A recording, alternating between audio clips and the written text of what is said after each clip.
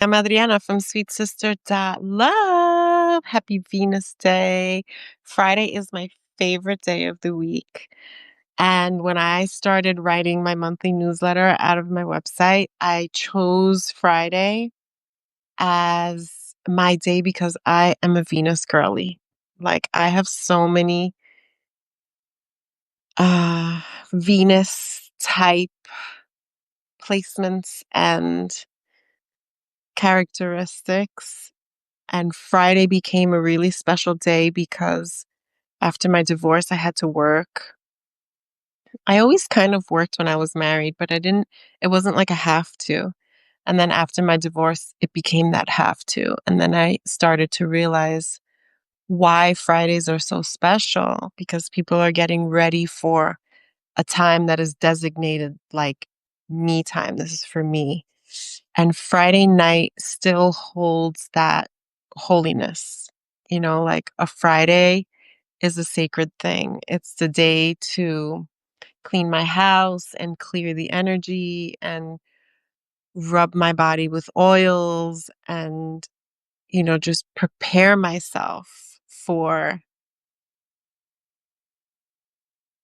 every day of my life. That's what I do on Fridays. I prepare myself for every day of my life. And I started writing First Friday's newsletter because I realized that in the Catholic religion, there were certain places in the world where the First Friday is a thing for Catholics. I think it's in the springtime, but there were also some traditions where people from the smaller towns would go to the bigger town, or you might travel from the countryside to the city to go to the big cathedral on the first Friday of the month. And it was like something really special. And I started to see my existence as my church, my home, my everyday way of being as an offering to the altar of my life. And when I started to like really embody this new perspective, the first Friday took like a sort of holiness.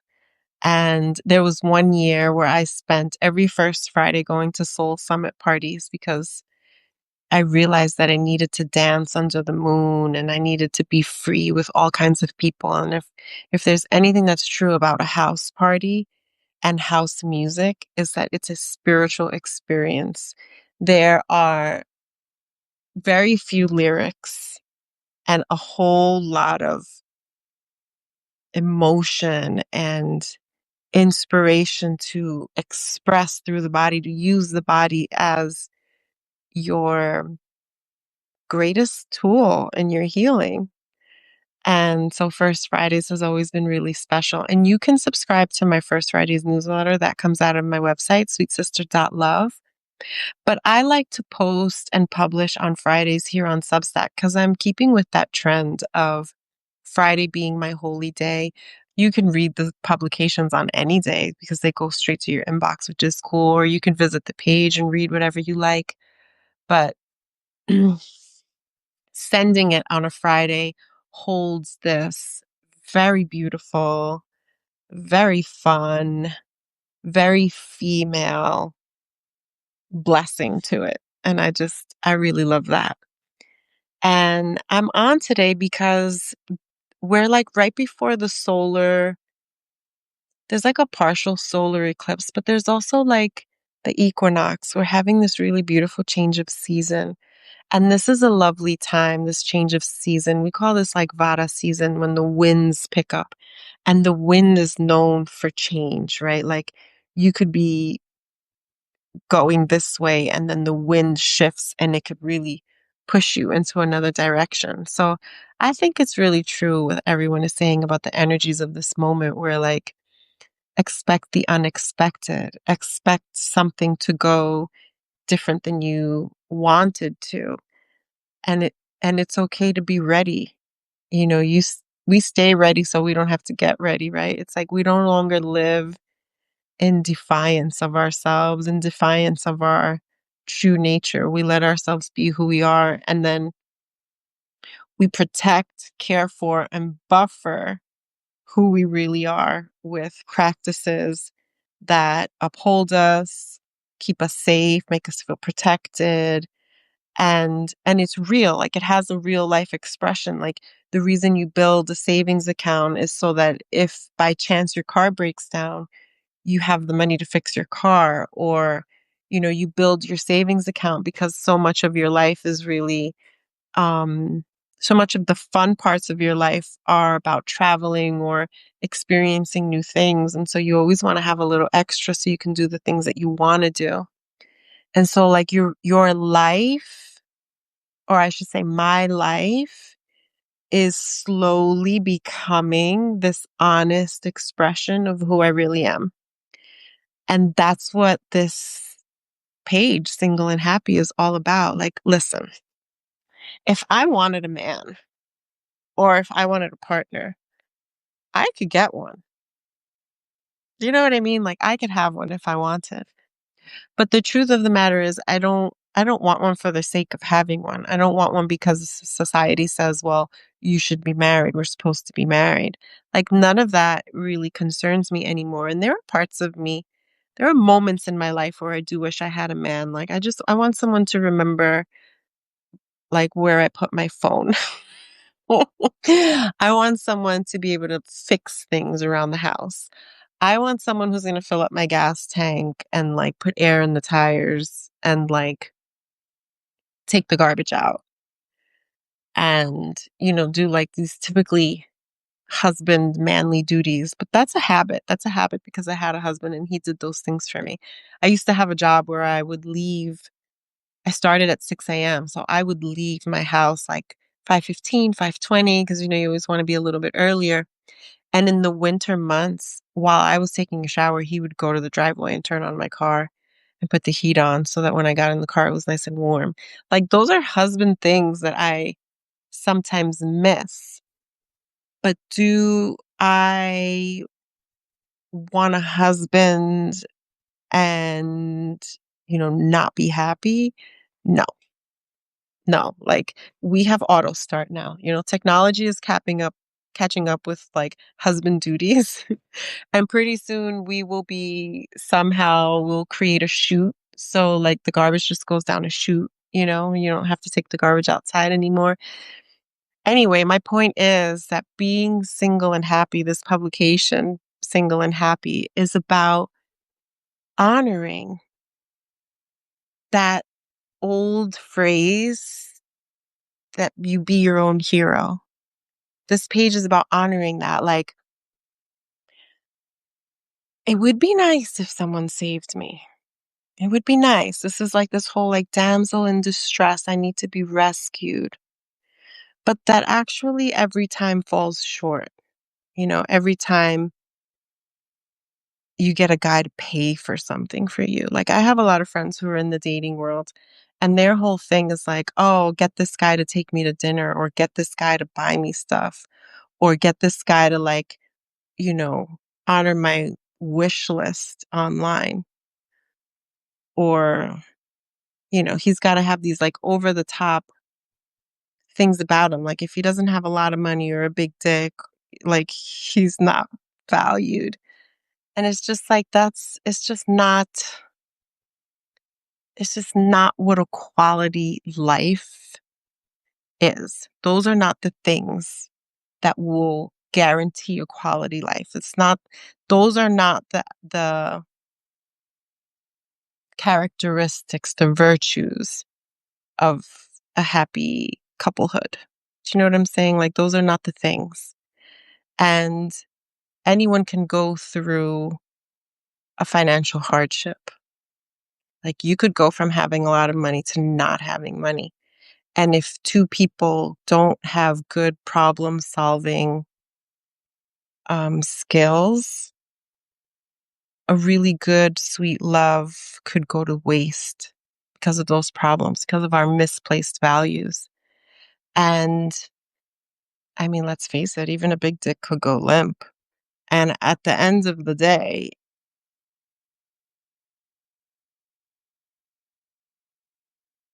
that's not everything, is what I'm saying.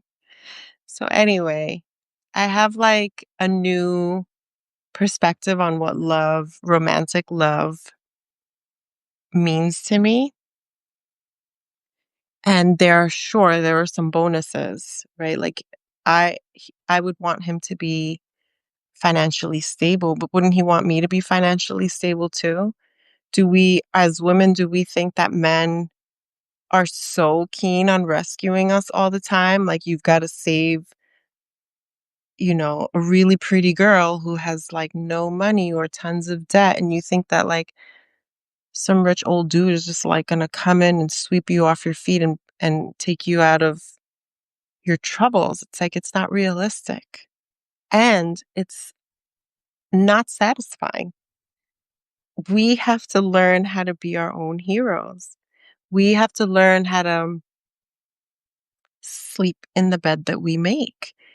You have to be content with yourself, happy with yourself, pleased with your ability to um, handle yourself and be independent. And some people really love being in partnership. I love being in partnership. I really do love being in partnership, but not in a shallow partnership, not in a selfish way where I'm only with you because of certain things. It wasn't the case with my ex-husband. I'm not, drawing that comparison. I do believe that there were moments where we were madly in love, and then there were moments where we were super toxic. Both of us were. And because of our lack of, you know, problem solving skills, our marriage got the best of us and it didn't work. And, if I had the choice to go back in time and do things differently, I absolutely would. But hindsight is 2020. That's why they say that. But who he is now and who I am now, we we don't align. We're not a good match. And if I had not given in to those pressures as a young 20-year-old girl, because at 20 years old, technically you're a woman, but really, there's a lot of things that I didn't know, that I didn't know about myself, that was not centered in as a person. And if I had not made those decisions based on others and based on beliefs that were formed and conditioned because of others, he probably would not have been, my first choice, my top pick. In fact, when I met him, he wasn't my top pick. And that's part of the criticism that I have with a lot of friends too. Like they go on these dating apps and they know that the guy that they're chatting with is not their top pick, and they keep like wasting their time and the other person's time, which I think is a recipe for heartbreak. And it's usually us who get heartbroken. Like you don't want him, but you're the one who's crying later. Or, like I just have no desire to be in that sort of like dynamic where like if I don't really like you, I have enough respect for you to not pretend. And that's hard. That comes in friendships too. Like I had a friendship with someone a couple of years that we like hung out together, and it's happened to me a lot where like we're not really aligned, and I'm hearing you talk and I'm just like that's like not my vibe. That's not my cup of tea. And it's not that you can't be different from your friends, because you can be different from your friends. You can like different things and still like match on certain things. But I would say that from the beginning you kind of know.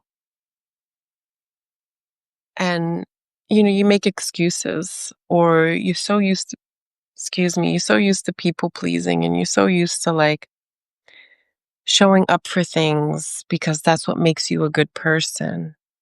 It's like you don't have to judge people. You don't have to,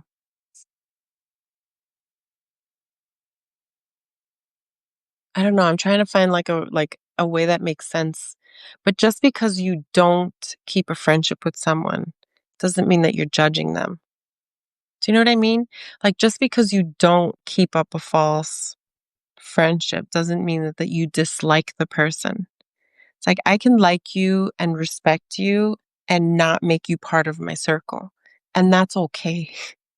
Like that's okay. Like I love you and I respect you, And I don't have anything against you, but I also don't think that you belong in my inner circle. Do you know what I mean? And I have to have that self-love and self-protection to admit that to myself and to hold a boundary. You don't always have to say that to people, for people to get it. And listen, people are gonna feel that way about you. You're gonna want to you wish you were somebody's friend, but that person's like I love you, I respect you, cool and everything, but you're not part of my like inner circle. Like that's just not how I feel about that. It's the same way when you see a guy like you're cool. It's cool that we match. I'm not online, but it's cool that we matched online. But like I don't really see you being a part of my inner circle, so I don't really want to like string anybody along, especially myself. And it could be true with all kinds of people. Like do you know what I mean? Like it can be very peaceful to break up with people or, to not enter into a situation where later on you do have something to feel bad about. And like, I'm not going to feel bad about things anymore. Like, I'm just not going to enter into predicaments and situations that lead to my own inner turmoil.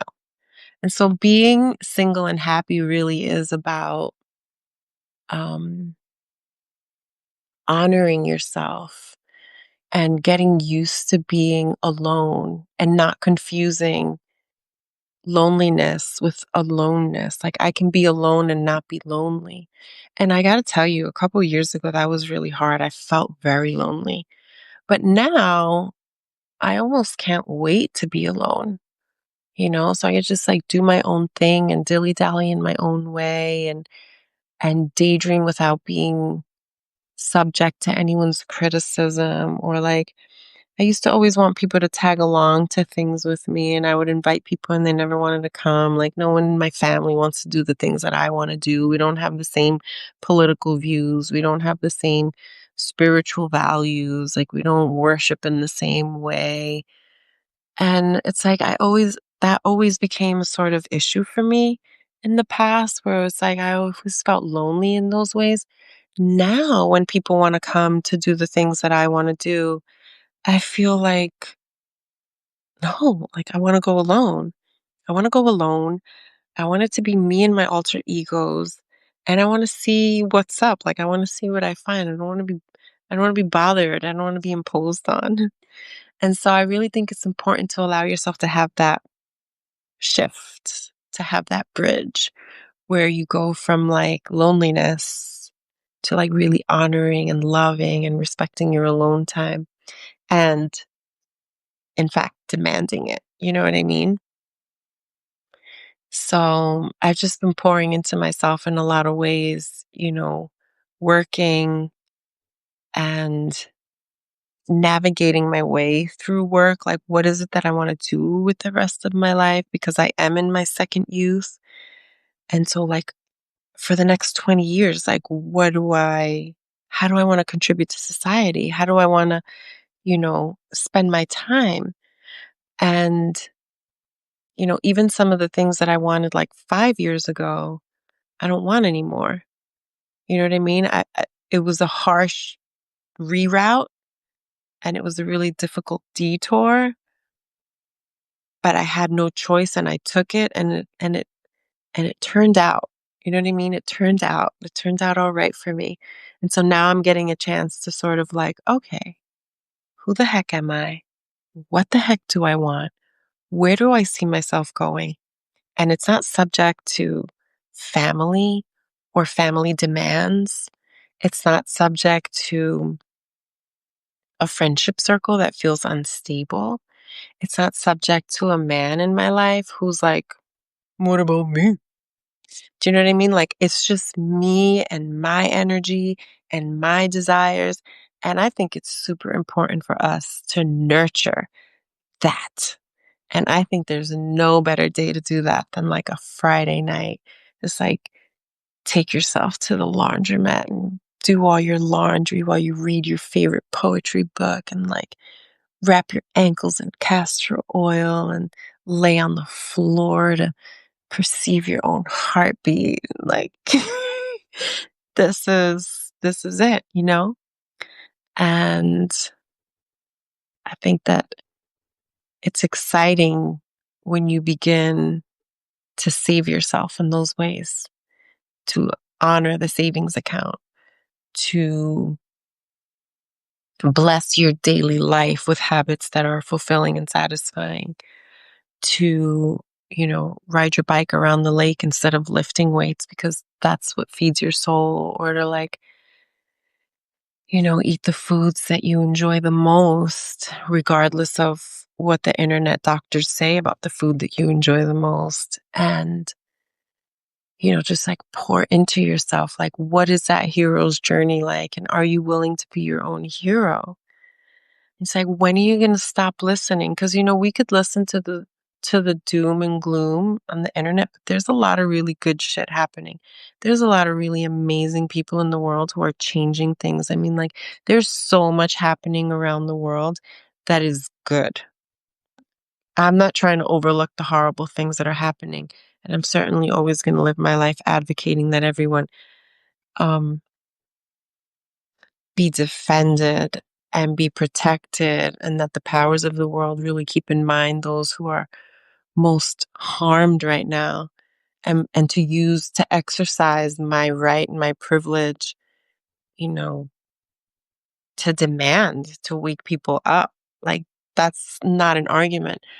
But it's also time for us to see and orient ourselves with the good that is happening in the world, and to expand on that, to build on that, and to get bigger and louder in those things, that everyone have a home, that everyone have access to clean water, that everyone have an education and the right to worship and praise in the way that they choose, and that people not be discriminated against. Anyone. And to be your own hero is the start of your activism. And yeah, I just felt like coming on and ranting. And so thank you, those of you who might be listening. Thank you so much. These Substack videos go straight to my Students of Starting Over YouTube channel. And actually, I think that I'll be announcing something soon. I think it's time for me to announce it and really step into um, this sort of like brand that I've had in mind for a while. And, I'm one of those people who has really great ideas, but not such great execution of the ideas. Like, I almost have more fun dreaming than I do living. And I think that it's that me being my own hero is taking some of those ideas that are like way up here in the ethers, and like pulling them to the ground and allowing them to materialize. So I'm gonna be my own hero. You be your own hero. And then, as people who are choosing to be saved and choosing to uplift ourselves, we can come together and do a lot for this world. So happy Friday.